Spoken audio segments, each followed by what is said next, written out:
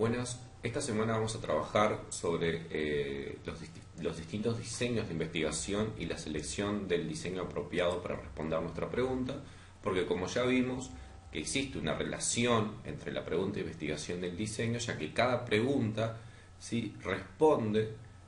requiere un diseño de investigación apropiado. En este esquema podemos visualizar que los tipos de estudios se dividen en dos grandes ramas, que son los estudios experimentales y los estudios no experimentales u observacionales.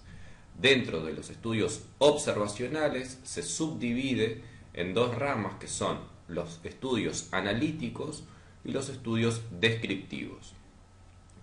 Si nos centramos en los estudios descriptivos, podemos ver que dentro de ellos se encuentran los estudios de prevalencia, los estudios ecológicos, los de prueba diagnóstica y los de serie de casos. Si vamos a los estudios observacionales analíticos, podemos ver que se subdivide en dos tipos de estudios, o que existen dos tipos de estudios, que son los estudios de cohorte y los estudios de casos y controles. Si vamos al grupo de los estudios experimentales, tenemos los grupos el grupo de ensayo clínico aleatorio y el grupo de intervención con asignación no aleatoria.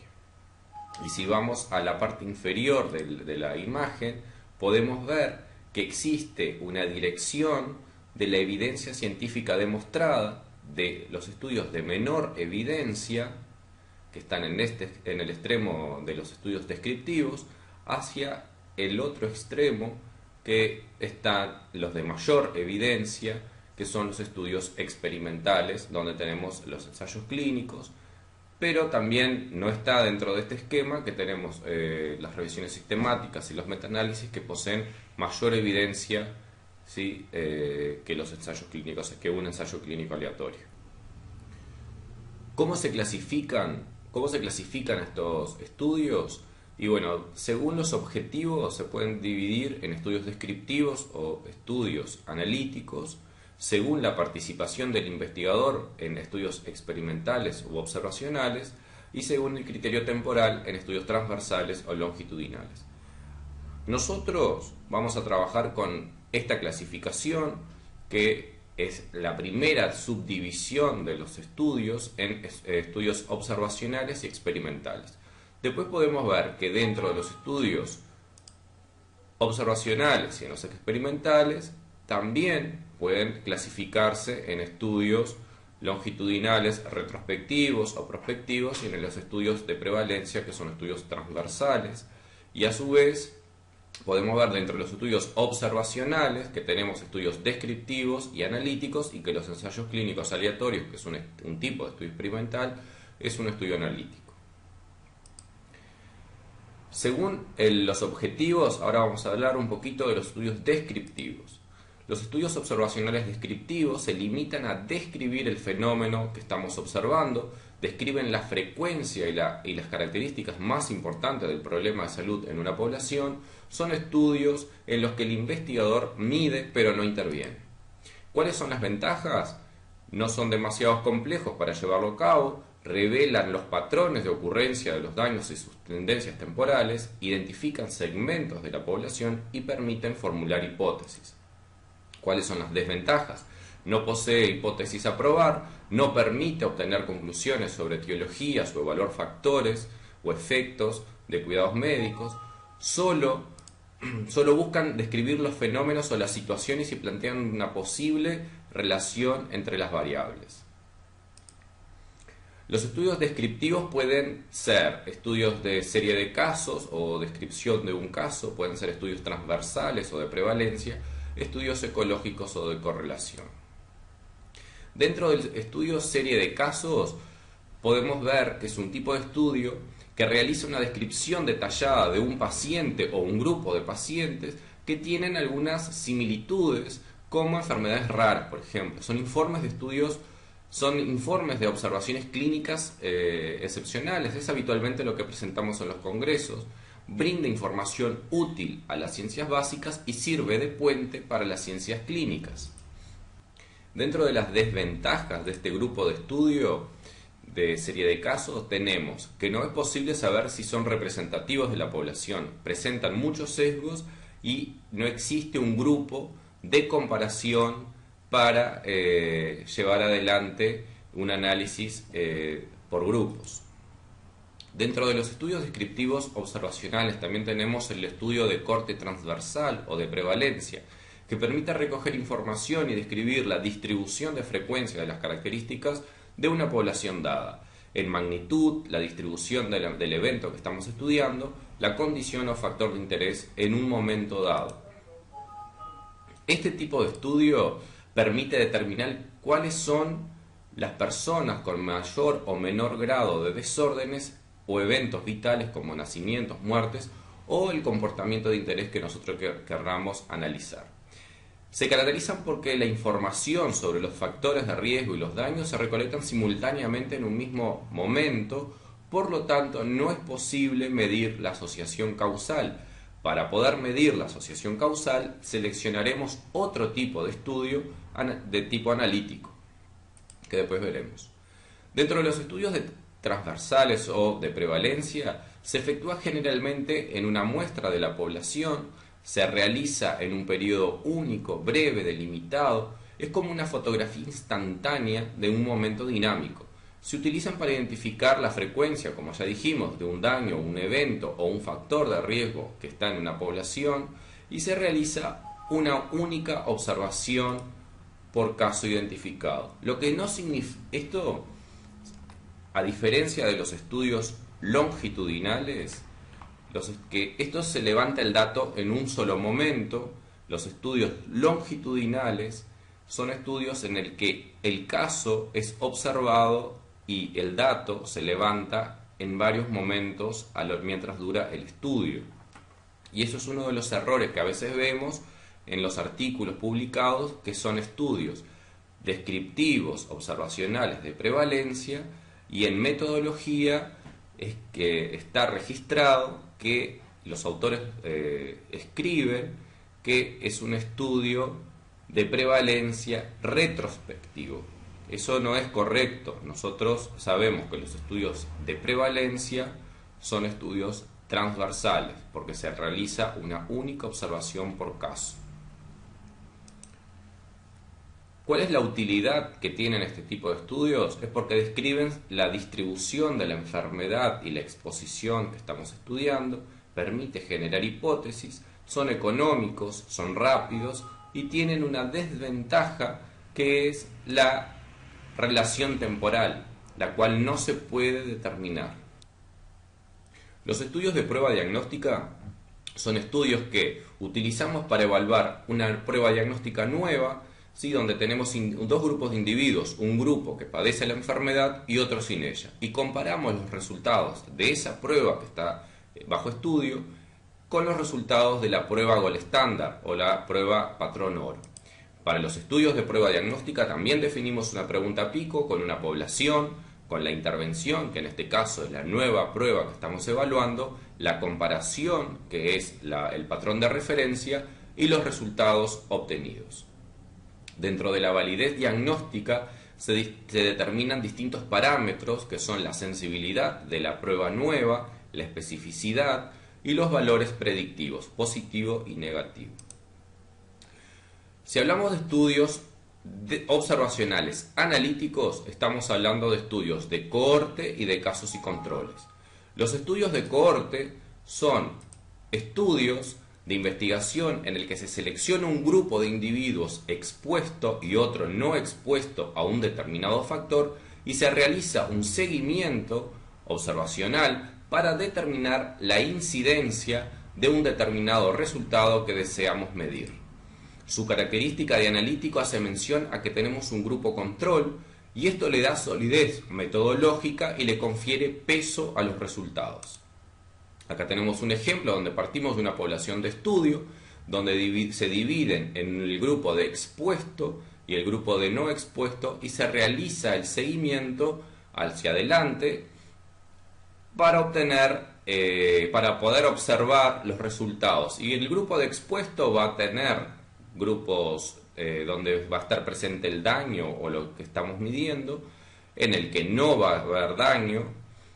En el grupo de no expuesto también vamos a tener un grupo de personas que van a tener el daño o el evento de estudio, y en el grupo de no exposición también vamos a tener personas en el que el evento o el daño no aparece.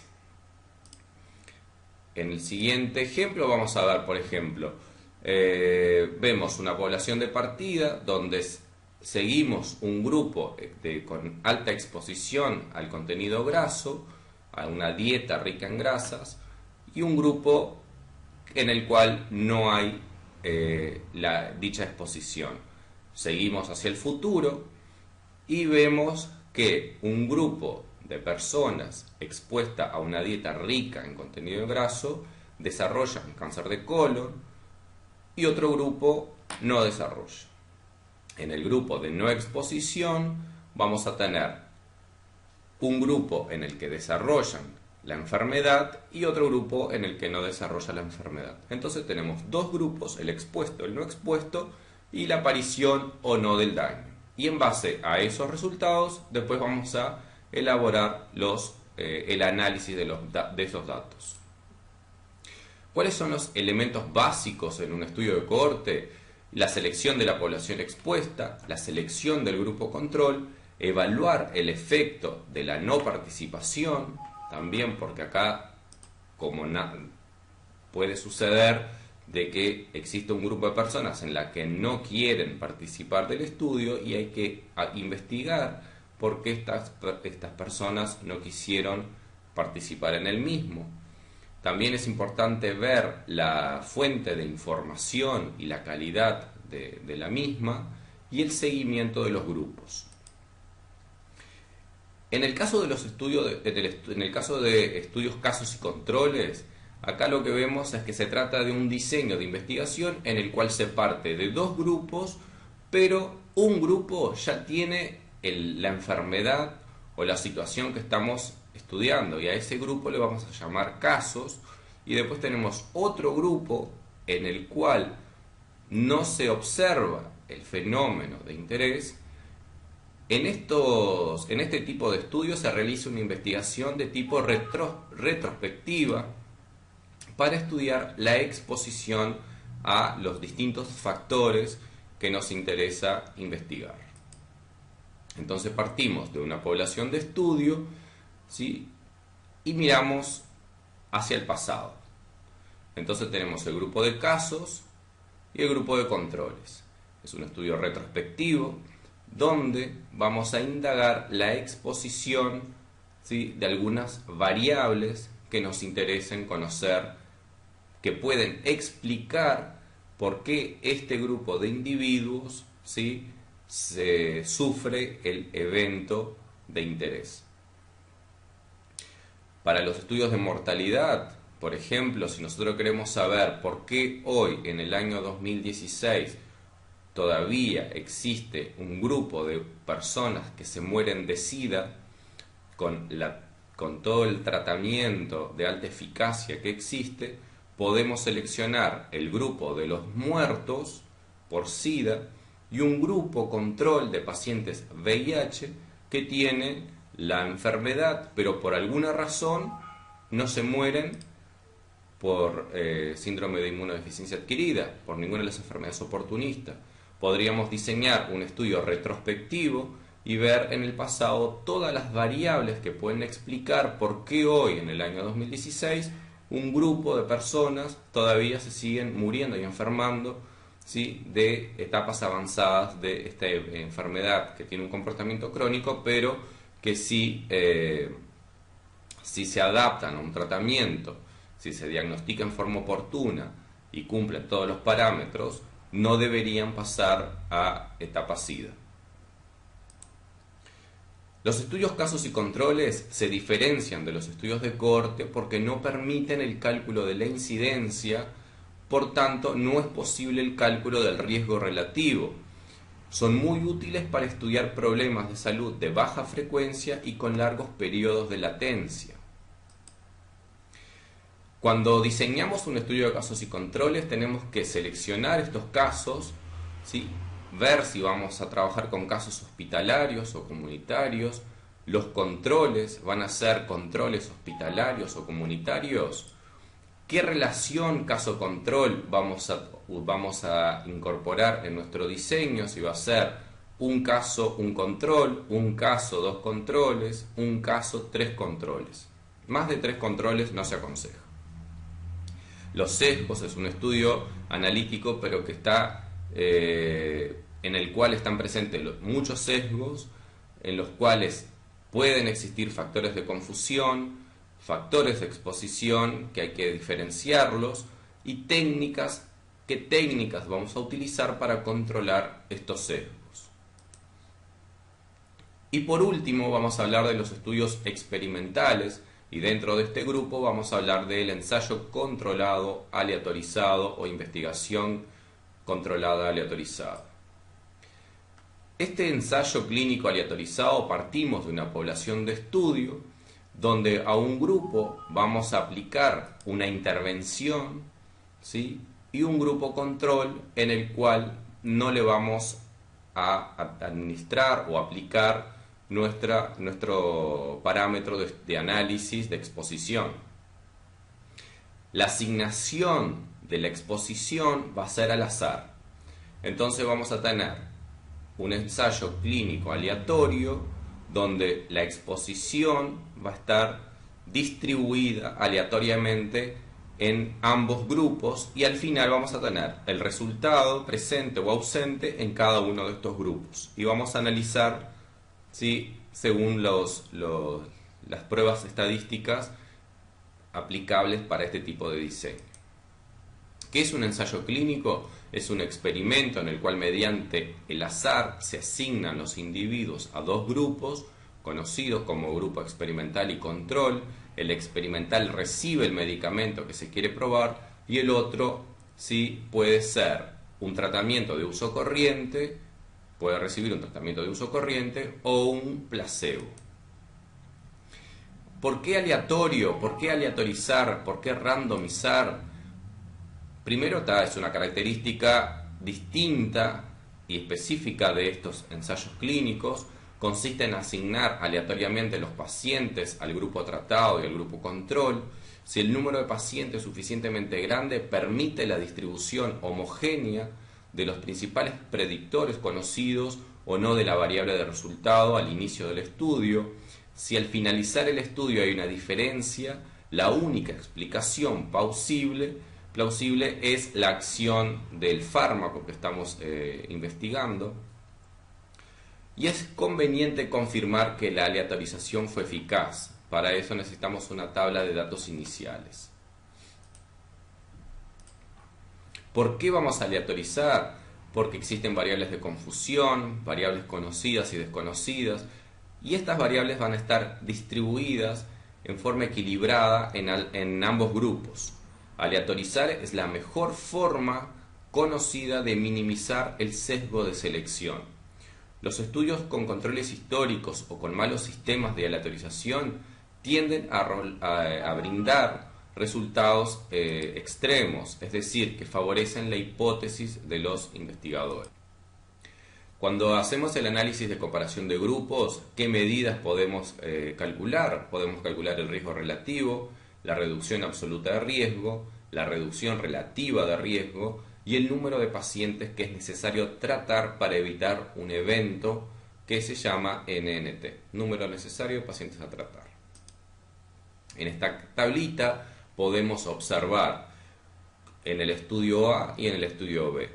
¿Qué queremos mostrar? Que por más que dos estudios presenten el mismo riesgo relativo, por ejemplo, en el estudio A, que tiene una incidencia de expuesto del 8% y una incidencia de no expuesto de 10%, en el estudio B tenemos una incidencia de expuesto de 0,8% y una incidencia de no expuesto del 1%, cuando calculamos el riesgo relativo en ambos grupos es de 0,8, ¿sí? Pero cuando calculamos la reducción de riesgo, la reducción absoluta de riesgo y el número necesario de pacientes a tratar, vemos que hay una diferencia. En el grupo A ¿sí? El NNT es de 50 y en el grupo B es de 500. ¿Qué significa? Significa que para el grupo A, de investigadores del grupo A, necesito tratar a 50 personas para reducir o para evitar, perdón, la aparición del evento que estoy estudiando. En el caso B, necesito tratar a 500 personas para que un caso, ¿sí?, no sufra el evento. El número necesario de pacientes a tratar representa el número de pacientes a tratar de manera experimental a fin de evitar que uno de ellos desarrolle un resultado negativo. Entonces, cuanto más pequeño el NNT, mejor. Vamos a tratar a menos personas para evitar la aparición de un evento. Muchas gracias.